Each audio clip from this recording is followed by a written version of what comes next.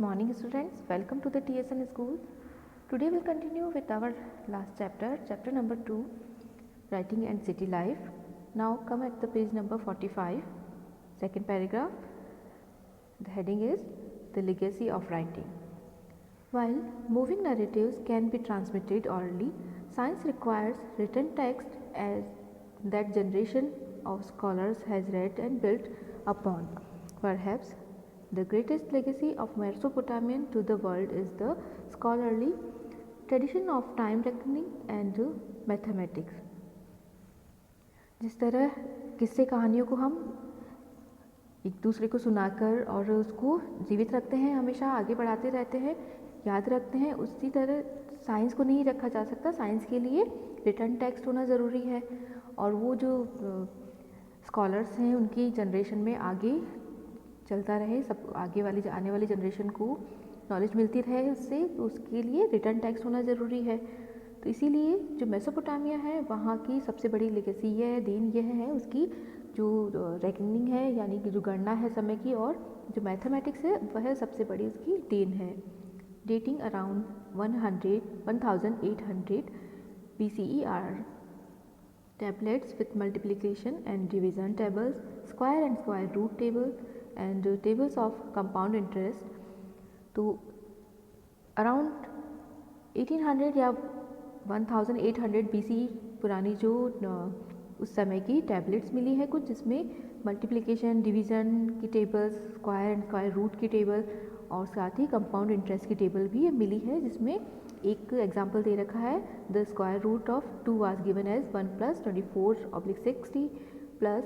51 + 60 square + 10/60 cube. If you work this out, you will find that the answer is 1.41421296, only slightly different from the correct answer 1.41421356. Students had to solve problems such as the following: a field of area such as covered 1 finger deep in water, find out the volume of water. तो जो tables हमें मिली है उनमें एक example दिया हुआ है और उसका जो आंसर है वो बहुत ही जो करेक्ट आंसर है उसकी अबव है, बिल्कुल करीब है उसके. और जो स्टूडेंट्स होते थे उन्हें इस तरह की प्रॉब्लम्स दी जाती थी, जैसे कोई खेत है, उसमें इतना एरिया है उसका और वो उसमें 1 फिंगर डीप वाटर में डूबा हुआ है, तो जो वाटर का वॉल्यूम क्या होगा या फील्ड का एरिया क्या होगा, इस तरह के उनको प्रॉब्लम सॉल्व दिया जाते थे. The division of the year into 12 months according to the revolution of the moon around the earth, the division of the month into 4 weeks, the day into 24 hours and the earth into 16 minutes, all that we take for granted in our daily life that has come to us from the Mesopotamians. These time division were adopted by the successor of Alexander and from there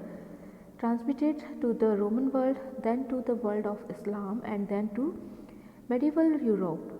तो इस तरह से जो हम daily use में काम में ले रहे हैं, जैसे सब डिवीज़न ऑफ टाइम, जैसे जो ईयर है, मंथ है, डे है,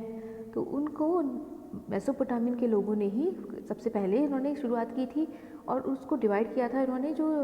मून की रेवोल्यूशन है, जो परिक्रमा होती है पृथ्वी के चारों ओर चंद्रमा की, उसके अकॉर्डिंग उन्होंने 1 ईयर को बांटा था और 1 ईयर को 12 मंथ्स में, मंथ को 4 वीक में और एक दिन को 24 आवर्स में और आवर्स को 60 मिनट में उन्होंने डिवाइड किया था, जो हमारे डेली रूटीन में काम में आने वाली चीज़ें हैं. और उनके द्वारा ये जो समय का डिवीज़न है उसको अडॉप्ट किया था जो अलेक्जेंडर के सक्सेसर थे, उसके जो उत्तराधिकारी थे, उन्होंने भी इस टाइम डिवीज़न को अडॉप्ट किया. उनके बाद में उससे रोमन वर्ल्ड को ट्रांसमिट हो गया ये, और वहाँ से ये पहुँचा इस्लाम वर्ल्ड में और उसके बाद मध्य यूरोप में ये सारी चीज़ें टाइम डिवीज़न पहुँचा था. Whenever solar and lunar eclipse was observed, their occurrence was noted according to year, month and day. So too there were records about the observed positions of the star and constellation in the night sky. और इसी के साथ वो लोग सूर्य और चंद्रमा ग्रहण को भी उनकी ईयर, मंथ और डे के अकॉर्डिंग उसको ध्यान रखते थे और उसका रिकॉर्ड रखते थे, उनकी ऑब्ज़र्व करते थे उनको, और इसके साथ उन जो स्टार पोजीशन है और जो कॉन्स्टलेशंस है उनका भी पूरा रिकॉर्ड रखा जाता था, ऑब्ज़र्व किया जाता था उसको। None of these momentous Mesopotamian achievements would have been possible without writing and the urban institution of schools where students read and copied earlier written tablets, and where some boys were trained to become not record keeper for the administration but intellectuals who could build on the work of their predecessors। तो जो भी उपलब्धि उस समय की जो मेसोपोटामियंस हैं उनकी रही है, महत्वपूर्ण उपलब्धियां रही है, वो एक भी पॉसिबल नहीं होती अगर उन्होंने लिखना पढ़ना नहीं सीखा होता, या उनके जो इंस्टीट्यूट थे, स्कूल जिसे कह सकते हैं, जहाँ पर इस तरह की टैबलेट्स को लिखा जाता था, उन्हें कॉपी किया जाता था, तो अगर वो लिखना पढ़ना नहीं जानते तो ये एक भी जो अचीवमेंट है उनका पॉसिबल नहीं होता। वहाँ के जो स्कूल है वहाँ पर स्टूडेंट्स को रिकॉर्ड जो टैबलेट्स है, जो भी सब्जेक्ट्स है, जो नॉलेज है, उसको कॉपी करना, लिखना और कॉपी करना सिखाया जाता था। लेकिन कुछ जो स्टूडेंट्स से बॉय हैं उनको उनके पूर्वजों का जो ज्ञान है उसे आगे बढ़ाने का काम भी सिखाया जाता था, उन्हें एज ए रिकॉर्ड कीपर नहीं बनने का काम नहीं सिखाया जाता था। जो एडमिनिस्ट्रेशन का वर्क है, लेखा जोखा जो भी होता है, सिर्फ वो ही करना नहीं सिखाया जाता था, बल्कि जो इंटेलिजेंट होते थे उन्हें जो भी उनकी पूर्वजों का ज्ञान है उसे आगे बढ़ाने का नॉलेज भी दिया जाता था, ट्रेन किया जाता था। We would be mistaken if we think that the preoccupation with the urban world of Mesopotamia is a modern phenomenon. Let's look finally at two early attempts of locate and preserve the text and tradition of the past. अगर हम ये सोचते हैं या ये समझते हैं कि जो मेसोपोटामियन है वे लोग आज जो मॉडर्न फिनोमिनन है, जो मॉडर्न तौर तरीके हैं उनसे अनजान थे, वो नहीं जानते थे, तो इसके लिए हमें आगे दो उदाहरण दिए हुए हैं, 2 अटैम्प्ट्स हैं, उनको देखना चाहिए कि किस तरह से वो अपने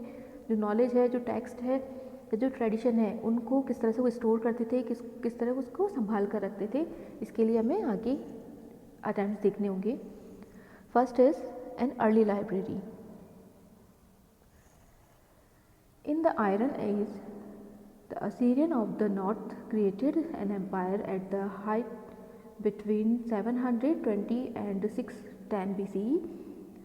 that stretched as far west as Egypt.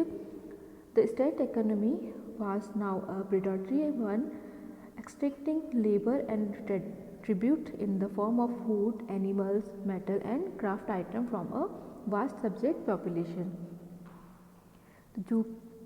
लोह युग है या आयरन एज है, उसमें उस समय में जो असीरियंस हैं उन्होंने अपने एम्पायर क्रिएट किया था नॉर्थ में, और उस समय around 720 BCE before Christ era और 610 एरा तक, बिफोर क्राइस्ट एरा तक ये अपनी हाइट पे था, अब चरम पर था अपनी, उनकी जो संस्कृति थी, जो भी उनका साम्राज्य था, वो पूरे अच्छी पोजीशन में था। लेकिन उसके बाद और उन्होंने जो अपना साम्राज्य था उसको वेस्ट में इजिप्ट तक स्ट्रेच किया था, फैला लिया था। लेकिन उसके बाद जो उनकी इकोनॉमी थी वो बहुत ही बुरी हो कंडीशन में आ गई थी, बहुत वहाँ पर लूटमार होने लगी थी, साथ ही वहाँ पर जो अधिकारी थे वो उनके जो भी पॉपुलेशन है उससे बिगाड़ लेते थे, उनकी फूड, एनिमल्स, मेटल और क्राफ्ट आइटम है वो भी उनसे छीन लेते थे और उनसे ज़बरदस्ती बिगाड़ ली जाती थी, काम उनसे करवाया जाता था। The great Assyrian kings who had been immigrants acknowledged the southern region Babylonia as the center of high culture, and the last of them, Ashurbanipal, collected a library at his capital Nineveh in the north. He made great efforts to gather tablets on history, epic, Oman literature, astrology, hymns and poems. He sent his scribes south to find out old tablets because scribes in the south were trained to read and write in schools where they all had to copy tablets by the dozen. There were towns in Babylonia where huge collection of tablets were created and acquired fame. And although Sumerian ceased to be spoken after about 1800 BC, it continued to be taught as schools through vocabulary text, sign list, bilingual Sumerian and Akkadian tablets, etc. So even in 650 BCE, cuneiform tablets written as far back as 2000 BCE were intelligible, and Assurbanipal's men knew there were to look for early tablets or their copies. बड़े बड़े जो Assyrian king हुए हैं वो immigrant से बाहर से आकर बसे थे वहाँ पे, और वो लोग जो बेबीलोन था उसे हाई कल्चर की वजह से उसको बहुत ही अच्छा मानते थे, सेंटर मानते थे उसको, कल्चर हाई कल्चर का। तो उन्होंने उनमें से एक असुरबेनीपाल ने अपने जो राज्य था जो कि नॉर्थ में निन्वे करके था, वहाँ पर उसने एक लाइब्रेरी बनाई और उसके लिए बहुत से उसने प्रयास किए, जिसमें उसने हिस्ट्री, एपिक्स, ओमन लिटरेचर, एस्ट्रोलॉजी, हेम्स और पोएम्स से रिलेटेड बहुत सी टैबलेट्स को इकट्ठा किया था। और इसके साथ ही उसने अपने जो लिपिक थे या जो स्क्राइबर्स थे उनको साउथ में भेजा, ताकि वे लोग वहाँ से भी जो ओल्ड टैबलेट्स हैं उसको कलेक्ट कर सके, उनको कॉपीज़ कर सके, ताकि एक बहुत बड़ा उसका ह्यूज कलेक्शन हो सके टैबलेट्स का, और बहुत से सब्जेक्ट्स उसकी उसमें इकट्ठे कर सके। उसके बाद में जो सुमेरियन लैंग्वेज है वो अराउंड 1800 ईस्वी पूर्व तब बोली तो नहीं जाती थी, लेकिन फिर भी उसे एज ए लैंग्वेज स्कूलों में सिखाया जाता था, पढ़ना सिखाया जाता था। उसकी जो वोकेबलरी है, उसकी साइन लिस्ट थी, उसको सिखाया जाता था। इसी के साथ में बाइलिंगुअल में सुमेरियन और अकेडियन दोनों की टैबलेट्स तैयार की जाती थी, पढ़ाई जाती थी उनको भी। तो इसीलिए यूनिफॉर्म जो टैबलेट थी उसको पढ़ा जा सकता था उसमें सुमेरियन में, और उसी में कॉपी लिखी हुई थी, तो उनको सुमेरियन लैंग्वेज को भी उन्होंने अपने टेक्स्ट में इंक्लूड किया था अपनी लाइब्रेरी में। Copies are made to important texts such as the Epic of Gilgamesh, the copier stating his name and writing the date. Some tablets ended with a reference of Assurbanipal. तो जिस तरह का जो epic था गिलगिमेश, उसी तरह की और भी एपिक से उनकी कॉपीज़ तैयार करवाई गई थी, और उनके एंड में असुरबेनीपाल का तो रेफरेंस दिया जाता था, जैसे I Assurbanipal, king of the universe, king of Assyria, on whom the god bestowed vast intelligence, who could acquire the recondite details of scholarly erudition. I wrote down to tablets the wisdom of the god, and I checked and collected the tablets. I placed them for the future in the library of the temple of my god Nabu at Nineveh, for my life and the well-being of my soul, and to sustain the foundation of my royal throne. तो इस तरह से उसने अपने जो tablets थी उसमें collect की हुई, उसमें इस तरह से लिखवाया था कि मैं जो असुरबेनीपाल ये यूनिवर्स का किंग और असीरिया का शासक किंग हूँ। उसने देवताओं ने बहुत ही रिस्टोवर्ड इंटेलिजेंस दी है, और जिससे विद्वानों ने भी बहुत जो नॉलेज है वो भी प्राप्त करने में मैंने सफलता प्राप्त की है। और इसीलिए मैंने देवताओं के लिए पट्टिकाओं पर लिखा है, टैबलेट्स पर लिखा है कि मैंने इनकी जांच की है और उन्हें कलेक्ट किया है, और मैंने इन टैबलेट्स को अपने जो किंगडम है निन्वे, उसके एक मंदिर में, जो कि नबू देवता के नाम से इष्ट देवता है, मेरा भगवान है, उनकी मंदिर में मैंने इसका लाइब्रेरी बनवाई है, जो कि भविष्य के लिए, फ्यूचर के लिए काम में लिया जा सके, और अपने जीवन के लिए और अपनी जो सोल है उसकी कल्याण के लिए मैंने, और अपने जो सिंहासन है उसकी नींव को, फाउंडेशन को और भी स्ट्रॉन्ग करने के लिए मैंने ये काम किया है। More important, there was Cataloging a basket of tablets would have a click label that read a number of tablets about exorcism written by X.